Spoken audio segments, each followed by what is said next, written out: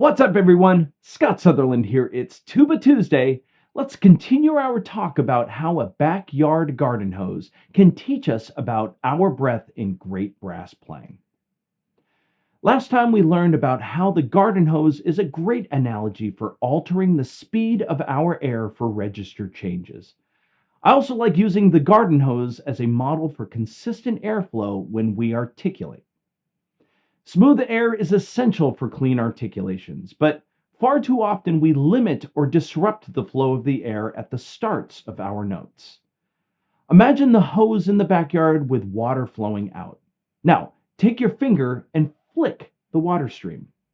What happens? The water has little breaks in the stream, but you didn't need to kink the hose or turn off the faucet to produce those little breaks, and that is key. All that was needed was a little flick of the finger. When we articulate on a brass instrument, the air must flow constantly while the tongue merely flicks the stream of air.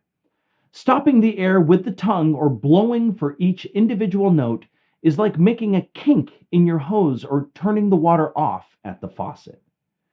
I like to test my flow by blowing air patterns on my hand. If I am cutting off the air too much during the articulation, I can feel the break in the air, but if I am blowing the air properly and lightly flicking the airstream with my tongue, the air feels constant on my hand.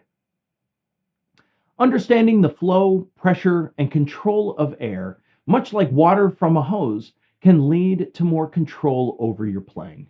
This, in turn, leads to a greater ability to be more expressive, which is the goal.